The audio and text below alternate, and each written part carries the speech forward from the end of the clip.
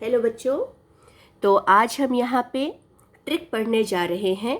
किसी भी स्पीशीज़ का मैग्नेटिक नेचर कैसे बताया जाता है, क्या हमारा स्पीशीज़ पैरामैग्नेटिक है या डायामैग्नेटिक है, कैसे उसको पहचानेंगे, उसके लिए एक सिंपल सा ट्रिक मैं आप लोगों के लिए लेके आई हूँ। ये सबसे बेसिक क्वेश्चन है जो केमिकल बॉन्डिंग चैप्टर से पूछा जाता है, चाहे वो नीट में हो या जेई में हो या कोई भी बोर्ड लेवल का एग्ज़ाम हो या कोई भी तरह का कॉम्पिटिटिव एग्ज़ाम हो, हमेशा मैग्नेटिक नेचर हमेशा पूछा जा सकता है। तो देखिए, इस ट्रिक में ये आपको करना है कि जो स्पीशीज़ आपको दिया जाता है उस स्पीशीज़ का आप सबसे पहले क्या कीजिए, टोटल नंबर ऑफ इलेक्ट्रॉन्स को कैलकुलेट कर लीजिए। कैसे कैलकुलेट करना है उसके साथ भी हम डील करेंगे इस लेक्चर वीडियो में। तो यहाँ पे हमें ये काम करना है पहले कि हमें टोटल नंबर ऑफ इलेक्ट्रॉन्स निकालना है। अगर टोटल नंबर ऑफ इलेक्ट्रॉन्स आपका ऑड आता है तो हमेशा उस स्पीशीज़ को हम पैरामैग्नेटिक बोलेंगे, और अगर हमारा total number of electrons even आता है बच्चों, तो हम उस स्पीशीज़ को डायामैग्नेटिक कंसीडर करेंगे। एक छोटा सा एक्सेप्शन है जो इस ट्रिक के अंदर आपको यूज़ करना पड़ेगा। अगर किसी स्पीशीज़ का number of electron, total number of electron 10 हो जाए या 16 हो जाए, तो वैसे स्पीशीज़ को हम पैरामैग्नेटिक ही कंसीडर करेंगे। मैं फिर से रिपीट कर दूं, हमने क्या सीखा बच्चों कि जो हमारा स्पीशीज़ है अगर वो ऑड है, उसके पास ऑड नंबर ऑफ इलेक्ट्रॉन है, तो आपका स्पीशीज़ पैरामैग्नेटिक होगा। अगर इवन नंबर ऑफ इलेक्ट्रॉन्स है उसके पास तो डायामैग्नेटिक होगा। और अगर किसी स्पीशीज़ के पास 10 या 16 इलेक्ट्रॉन होता है जो कि एक इवन नंबर है, तभी भी आपका स्पीशीज़ पैरामैग्नेटिक ही होगा। अब देखिए, यहाँ पे मैंने 2 कॉलम बनाए हैं, स्टार्टिंग के 2 कॉलम। पहले कॉलम में हमने स्पीशीज़ लिखा है और दूसरे कॉलम में उसके टोटल नंबर ऑफ इलेक्ट्रॉन्स को कैलकुलेट किया है, और उसके बेसिस पे हमने यहाँ पे तीसरे कॉलम के अंदर मैग्नेटिक नेचर जो है स्पीशीज़ का, उसको यहाँ पे डिसाइड किया है। सबसे पहले O2 है। देखिए, टोटल इलेक्ट्रॉन्स कैसे निकालते हैं, एक सिंपल सा लॉजिक के साथ हम सोचते हैं। O2 अगर हम बोलें तो O2 का मतलब है, एक O2 के मॉलिक्यूल में 2 ऑक्सीजन के एटम हैं। अब ऑक्सीजन का एटॉमिक नंबर बच्चों क्या होता है, 8 होता है। तो अगर ऑक्सीजन का एटॉमिक नंबर 8 है और अगर ऑक्सीजन आपका न्यूट्रल फॉर्म में होगा, तो जितना उसका एटॉमिक नंबर होगा उतने ही उसके पास इलेक्ट्रॉन्स भी होते हैं, उतने ही उसके पास प्रोटॉन्स भी होते हैं। इसका मतलब है न्यूट्रल ऑक्सीजन के अंदर 8 इलेक्ट्रॉन हैं। एक ऑक्सीजन मॉलिक्यूल के अंदर 2 ऑक्सीजन एटम है, और अगर एक ऑक्सीजन के पास 8 इलेक्ट्रॉन है तो दूसरे के पास भी 8 इलेक्ट्रॉन है, तो टोटल मिला के मेरे पास कितने इलेक्ट्रॉन हो गए, 16 इलेक्ट्रॉन। अगर किसी स्पीशीज़ के ऊपर कुछ पॉजिटिव चार्ज होता है, इसका मतलब कुछ इलेक्ट्रॉन का लॉस हुआ है। तो आपको ये करना है बच्चों कि जितना भी टोटल इलेक्ट्रॉन्स होगा न्यूट्रल के अंदर, उसमें से क्या कीजिए, जितना पॉजिटिव चार्ज है उतने को माइनस कर दीजिए। अगर एक पॉजिटिव चार्ज है तो 1 माइनस कर देंगे, 2 पॉजिटिव चार्ज है तो 2 माइनस कर देंगे, 3 होगा तो 3 माइनस करेंगे। तो यहाँ पे अगर हम O2 प्लस की बात करें तो O2 प्लस कैसे बना होगा, हमें न्यूट्रल ऑक्सीजन में से एक इलेक्ट्रॉन अगर निकाल देंगे तब जाके आपका स्पीशीज़ कैसा बनेगा, O2 प्लस बनेगा। तो O2 के पास था कितना इलेक्ट्रॉन, 16 इलेक्ट्रॉन। यहाँ पे इसके पास 16 इलेक्ट्रॉन था, और जब एक इलेक्ट्रॉन निकाल देंगे तभी तो ये O2 प्लस बनाएगा। तो 16 में से एक माइनस कर दिया तो ये 15 इलेक्ट्रॉन स्पीशीज़ है। तो आप देख सकते हैं कि O2 प्लस के पास 15 इलेक्ट्रॉन है।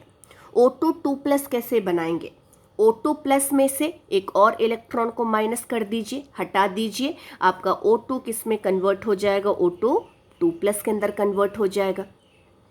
O2 प्लस तक 15 इलेक्ट्रॉन था, O2 2 प्लस के अंदर एक और इलेक्ट्रॉन यहाँ से निकाला जा चुका है, तो अब इसके पास कितने इलेक्ट्रॉन हो जाएंगे, 14 इलेक्ट्रॉन हो जाएगा। तो O2 2 प्लस के पास 14 इलेक्ट्रॉन है। O2 माइनस कैसे बना होगा, अगर मैं इस O2 में एक इलेक्ट्रॉन ऐड कर दूं, अगर किसी के ऊपर नेगेटिव चार्ज होता है इसका मतलब उसके पास एक्सेस ऑफ इलेक्ट्रॉन है, जितने नेगेटिव चार्ज उतना इलेक्ट्रॉन उसके पास एक्स्ट्रा है। ठीक है। तो अगर हम इसके ऊपर एक नेगेटिव चार्ज चाहते हैं तो एक इलेक्ट्रॉन ऐड करेंगे इसके अंदर। अगर इसके ऊपर दो नेगेटिव चार्ज हम चाहते हैं तो हमें इसके अंदर दो इलेक्ट्रॉन को ऐड करना पड़ेगा। तो अगर हम O2 नेगेटिव की बात करें, इसका मतलब इस न्यूट्रल O2 के अंदर एक इलेक्ट्रॉन आप ऐड कर दीजिए। ऐड करते ही ये किस में कन्वर्ट हो जाएगा, O2 माइनस के अंदर कन्वर्ट हो जाएगा।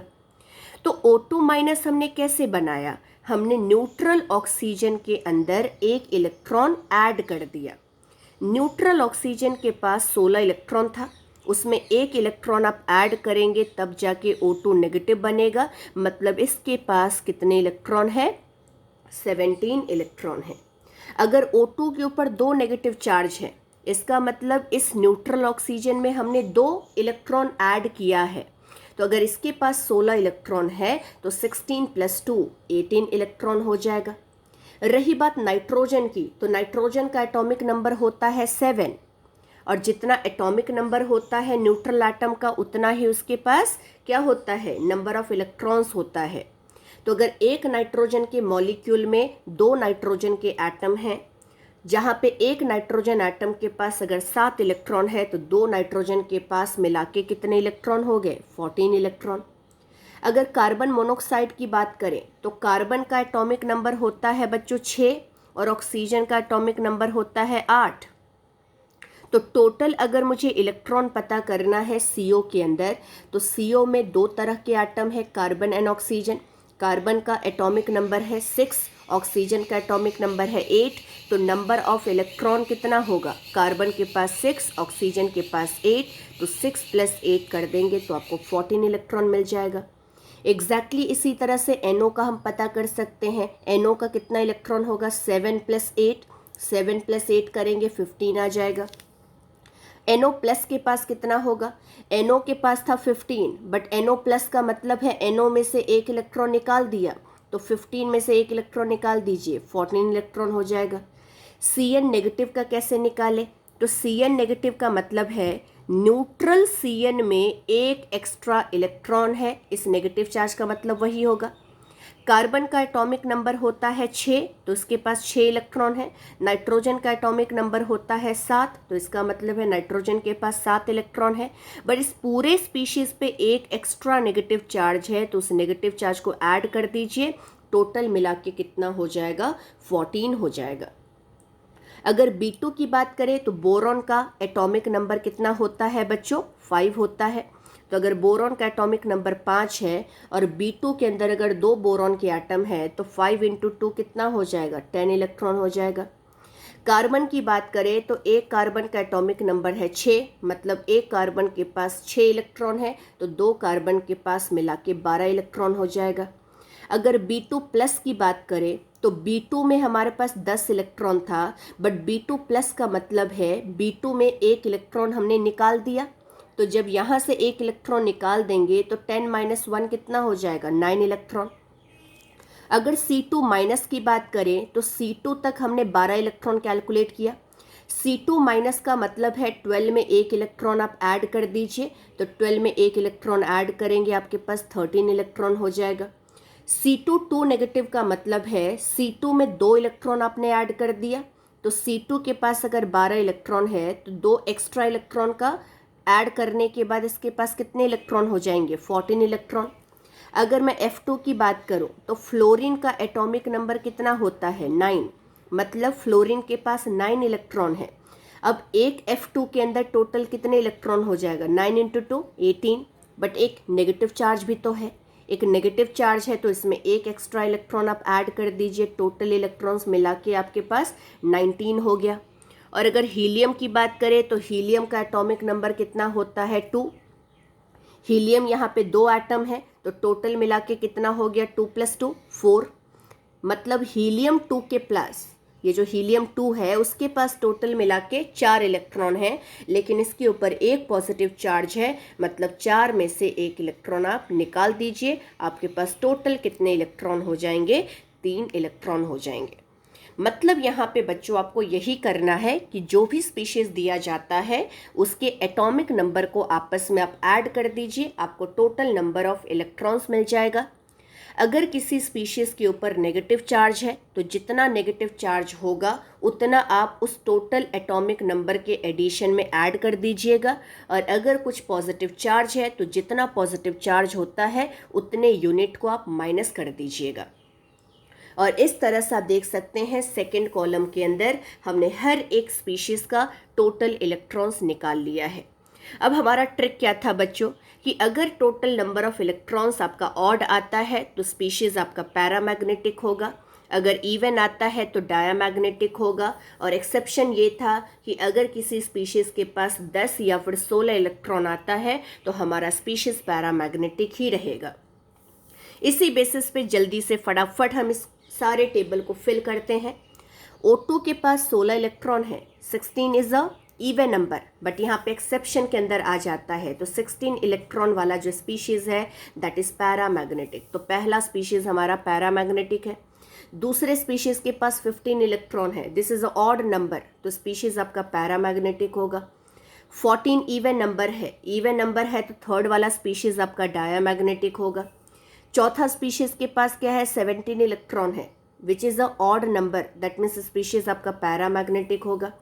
नेक्स्ट नंबर आपका इवन नंबर है, 18 electron is a even number of species, that means आपका डायामैग्नेटिक स्पीशीज़ होगा।